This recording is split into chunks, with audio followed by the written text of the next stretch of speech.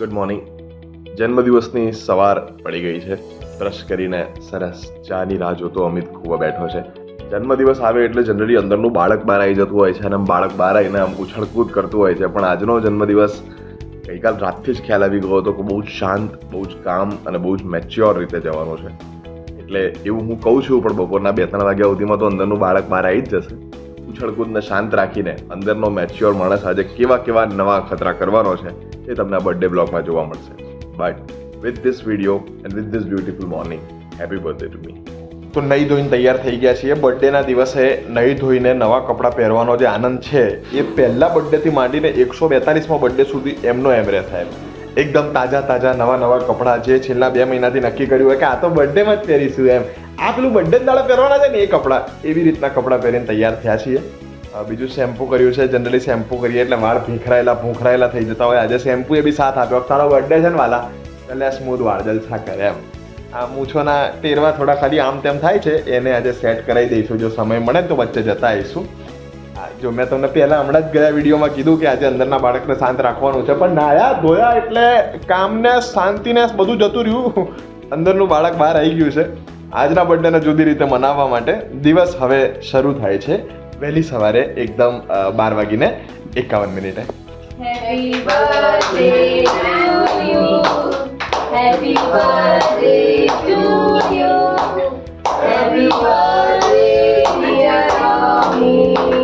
Happy birthday to you. Thank you. હવે noon મનાવવા માટે જઈ રહ્યા છીએ ઓફિસ. આમ તો કહેવાય જન્મદિવસે ઓફિસ કોણ જાય, પણ જ્યારે ઓફિસ પોતાની હોય, એમાં એક કેબિન હોય, પોતાની ખુરશી હોય અને આજુબાજુ 4 જણા અરે તમારો બર્થડે કરતા હોય તો ઓફિસ જવાની મજા જુદી છે. તો અત્યારે સરસ મજાના ડાયા ડમરા થઈને નવા કપડાં પહેરીને જઈ રહ્યા છીએ ઓફિસ. વાહ, અદ્ભુત. હવે આ સરપ્રાઈઝમાં આપણે શું કરવાનું છે અને આ ડબ્બાઓમાં શું છે એ એક્ઝેક્ટલી 1 મિનિટ ને 34 સેકન્ડમાં આપણને ખબર પડશે. આ ડબ્બા ખોલો. આ મારા ફેવરિટ બિસ્કિટ છે જે મને અને મારી બેનને બહુ જ ભાવે છે. વર્ષોથી અમે નાના હતા ત્યારે આના માટે બહુ ઝઘડ્યા છીએ. આ સુખડી છે, એટલે કે શોભના માસી, એટલે કે મારા બનેવીના મમ્મી, બેનના સાસુમાએ બનાવી છે, જે મને એમના હાથની બહુ જ સોલિડ ભાવતી હોય છે. હજી મારા સાસુમાના હાથની સુખડી સાંજે આવશે. અને આ શું છે? ચોકલેટ છે, ઘરે બનાવી છે. તો આ છેલ્લે ખાઈશું એટલે વાંધો ના આવે અખતરામાં. પણ આ સુંદર મજાનો બર્થડે રાહ જોઈ રહ્યો હતો ઓફિસે. આજનું સેલિબ્રેશન નંબર 2. બીજા લોકો હોય કે જે લખે નીચે પોતાનું નામ, એ એનાથી સારા માણસ કે હેપી બર્થડે લિખિતન કલ્પેશ. હું તમારી સાથે 12મા ધોરણની અંદર ભણતો હતો ત્યારે આપણે ટ્યુશનમાં જોડે જતા હતા, એક જ સાયકલ પર બેસીને. એ કલ્પેશ, કેવું મજા પડે કે કોઈ જાતનું મારા મગજને સ્ટ્રેસ નહીં આપવાનું, એટલું બધું વ્યવસ્થિત રીતે વિવરણ કર્યું કે કલ્પેશ મગજમાં તરત જ આવી જાય એમ. તો અત્યારે અમે આવ્યા છીએ અમદાવાદની એકમાત્ર 7 સ્ટાર રેસ્ટોરન્ટની અંદર ઉઝાય મથરુલ નામની ફ્રેન્ચ વાનગી ખાવા માટે. આ દુરાયનગોર નામની એક વાનગી છે. બતાવો જરાક વાનગી. આના જેવી મોંઘી વાનગી કઈ નથી. આને દાળવાળા કહેવાય. જો ખાતા વિડીયો જોતા હોય તો મજા આવશે. ભૂખ્યા પેટે જોતા હોય તમારા નસીબ. આને આમ બન જોડે નાખવાના, થોડી ચટણીમાં બોળવાનું, આમ જોવાની ખાવાનું. હવે પછી વાત કરીએ આપણે. તો બર્થડેની સાંજ પડી ગઈ છે, 6 વાગી ગયા છે. 5:57 થયા છે. આમ જનરલી બર્થડેની બપોર પડતા તો એવું થઈ ગયું હોય કે અડધો પતી ગયો, પણ આ વખતે એવું થયું છે કે પતવા આવ્યો બર્થડે યાર. કારણ કે ઓફિસે આવીને કામમાં થોડા કેવા અટવાઈ ગયા. કામ પણ ક્રિએટિવ હોય. આ પેલું કહેવાય ને કે તમને તમારું ગમતું કામ કરવાનો એટલો આનંદ હોય ને કે એમાં ક્યાં દિવસ જતો રહે, એવું જ આજે થયું. ઓફિસ આવ્યો તો 1 કલાક ઇમ્પોર્ટન્ટ કામ કરીને ખુરશી ઉપર પોતાની કેબિનમાં થોડી હોશિયારી મારીને ઘેર જતો રહીશ. પણ અહીંયા આવ્યા પછી એવા સરસ ક્રિએટિવ કામ આવી ગયા. હું સ્ટેન્ડઅપ કોમેડી ટ્રેનર છું, તમને બધાને ખ્યાલ હશે. તો એમાં એક વિદ્યાર્થીની સ્ક્રિપ્ટ આવી હતી, એની ઉપર જેમ કરવામાં સમય જતો રહ્યો. એના પછી એક સરસ મજાની પુસ્તક વાંચતો હતો, એનો એક રેફરન્સ લિંક આવી જતી, વાંચવામાં 1.5 કલાક જતો રહ્યો. એક વિદ્યાર્થીનો ફોન આવ્યો હતો, એના જીવનનો આજે પહેલો ટિકિટેડ કોમેડી શો એ કરે છે, કમર્શિયલ શો એ કરે છે. તો એની સાથે વાત કરીને એને સલાહ આપવામાં બીજો 1.5 કલાક જતો રહ્યો અને 6 વાગી ગયા. એટલે આમ જોવા જાવ તો બર્થડે વેલ સ્પેન્ટ લાગે છે. ધીરે ધીરે જ્યારે આજે તો સ્કૂલે નથી જવાનું, આજે તો ઓફિસ નથી જવાનું, આજે તો રજા જ રાખવી છે વાળા મોડમાંથી. આજ કામ કરીને બહુ મજા આવી ગઈ. વાળો બર્થડે જ્યારે આવે છે ત્યારે કંઈક એવું લાગે છે કે આપણે મોટા થઈ ગયા. અને મોટા થવા પરથી યાદ આવ્યું, 29 પૂરા થઈને 30મું બેઠું. મને બોલો, મારી હરકતો પરથી તમને લાગતું નહીં હોય પણ હું 30 વર્ષનો થઈ જઈશ આવતા વર્ષે. એટલે 30s આર સ્ટાર્ટિંગ, બહુ અઘરું ફીલ થાય છે. જેમ જેમ આપણી ઉંમર મોટી થતી જાય છે એમ એમ આપણી અંદરથી આમ બાળક બહાર આવતું જાય છે ને આપણી અંદરથી આમ આવી હરકતો બહાર આવતી જાય છે. મેં કંઈ જ પીધું નથી હો, ખાલી 2 કપ ચા પીધી છે, ખાલી 2 કપ ચા પીધી છે. એટલે તમને એમ લાગતું હોય કે આ લવારી કેમ કરે છે, પણ એ આપણું પ્રોફેશન છે. પણ આજનો બર્થડે વેલ સ્પેન્ડ છે. સાંજે હજી જે પરિવારજનોને મળી નથી શકાયું એમને સાંજે આપણે મળવાના છીએ. અને આ બપોરે દાળવડા ખાધા હતા એવી રીતે હજી સાંજે ચોળાફળી અને લસ્સી ને જે ગમતું છે બધું જ આજે ખાઈ લેવાનું છે. એવા આનંદ સાથે બર્થડે કન્ટિન્યુ કરીએ છીએ. ફોટો બોલાવ ખવડાવતા નથી. તો આજની બીજી સુખડી આવી ગઈ ને આજનું ત્રીજું સેલિબ્રેશન આવી ગયું. સાસુમા અને સાલે સાહેબ બંને બાજરીના લોટની કેક લઈને આવ્યા છે મારા માટે, જે મને બહુ જ ભાવે છે. જોડે મમરા લાયા છે, ચા લાયા છે. આમાં શું છે? હા, લાડુ લાયા છે બાજરીના લોટના. આમાં શું છે? આ તો લાડુ પતી ગયા. જો સુખડી પતી ગઈ. સાસરેથી આવેલી સુખડી પતી ગઈ. છેલ્લો ટુકડો બાકી હતો એ પહેલા બીજો ડબ્બો ભરીને આવી ગયો. હે ને? આ વખતે ફોનમાં 2 વાર જરા કહી દીધું તો પતી ગઈ છે તો આવડો મોટો ડબ્બો આપ્યો. એટલે આવતા વેકેશન સુધી માંગવાનું નહીં આવે કે. અને ચા માટે સ્પેશિયલ કુલ્લર લાયા. આ કુલ્લરનું રાજ એવું છે કે હું સાસરે જઉં ને ત્યારે આ કુલ્લરમાં ચા પીવા મળે. તો આજે સાસરું ઓફિસ આવ્યું છે આખું, તો કુલ્લર બી જોડે જોડે ઓફિસ આવ્યું છે. ક્યાં વાત હે. Happy birthday to me. તો બર્થડે ની અંદર ખરીદી કરવા માટે કેવું લે કે આપણે કપડાં લઈશું, આપણે દાગીના લઈશું, આપણે આપણા માટે પરફ્યુમ લઈશું, આપણે બૂટ લઈશું, આપણે શું એવું બધું નહીં, ચશ્મા એવું કશું જ નહીં. આપણે ખરીદી કરવા માટે આવ્યા છીએ સ્પેશિયલ જગ્યાએ. મેઘા, આપણે શું ખરીદી કરવા આવ્યા છીએ? મોબાઈલનું કવર અને ટફન ગ્લાસ. કેમ કે જરૂરિયાત છે. આપણે બધું નીડ ઉપર ને વોન્ટ ઉપર ચાલી રહ્યું છે, સમજો તમે? હે ને? એટલે મને પૂછ્યું મને કે તમારે શું ગિફ્ટ જોઈએ છે. મેં મારી પાસે 2 ફોન છે, 2માં કવર ને ટફન આપો કહો. આપણા માટે મોટી ગિફ્ટ થઈ ગઈ.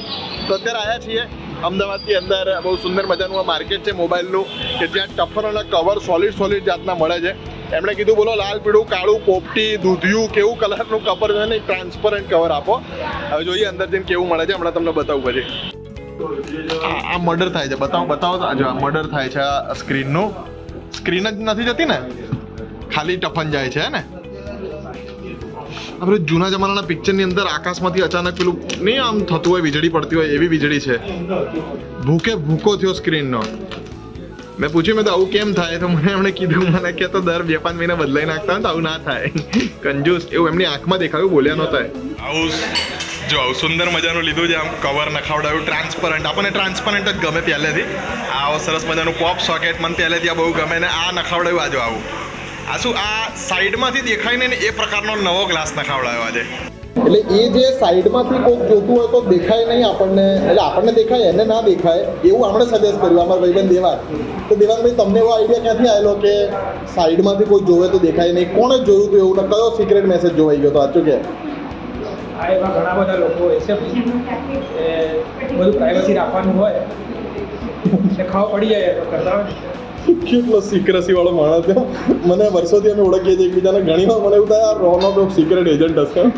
એટલા બધા જીવનમાં સિક્રેટ રાખ્યા છે આ માણસે. પણ આપણે તો ખુલ્લી પાર્ટી છે, તમને ખબર જ છે. તો બસ ખુલ્લી પાર્ટીની જેમ બર્થડે હવે પૂરો થવા આવ્યો છે. થોડીક હજી ક્ષણોની મજા લઈએ છીએ જોડે. તો હવે મમ્મમ કરી લીધા પછી આ જે છે ને એ ગુજરાતી ખાધા પછીનો સૌથી અદ્ભુત ઘટના હોય છે, હે ને? શું કહેવું સાસુ મમ તમારું? આ શું છે?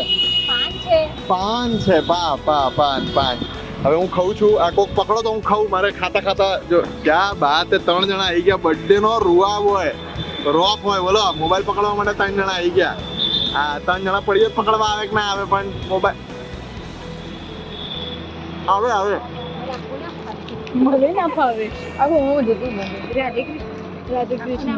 કેટલા હારા ફેન છો તમે. બોલો, પાન ખાઉં છું ને ત્યાં સુધી રાહ જોવે છે કે હજી વિડીયોમાં કંઈક સારું આવશે. બોલો, ખાવા દો. પણ વિડીયોમાં એ જ સારું આવશે કે હવે બર્થડે પતવાના છેલ્લો 1 કલાક છે. છેલ્લા 23 કલાકથી બધું એટલું સારું બિહેવ કરતા હતા આજુબાજુ બધા. 1 કલાક પછી અચાનક એવું ના થઈ જાય કે શું હતું બોલ કાલ બપોરનો, કે એવું ના થાય. જવા દો, કાચી પાંતરી ખાધું એવું લાગે છે. સાદું મીઠું પાન છે. કલાક પછી વાત કરીએ.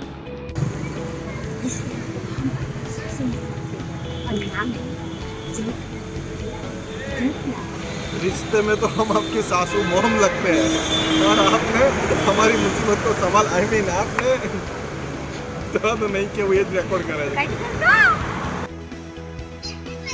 કોનો બર્થડે છે? મામાનો બર્થડે છે. મામા કેટલા યરના થયા તને ખબર છે? મામા કેટલા યરના થયા? 92 યરના. અરે ના 29 યરના 29 92 નહીં, એ તો મારાથી નવડો બગડો આગળ પાછળ થઈ 29 યરના થઈ ગયા. Very good. તને કેક આપી, મમ્મીએ કેક આપી? બરાબર. હા, તને ચોકલેટ વધારે ભાવી કે કેક વધારે ભાવી?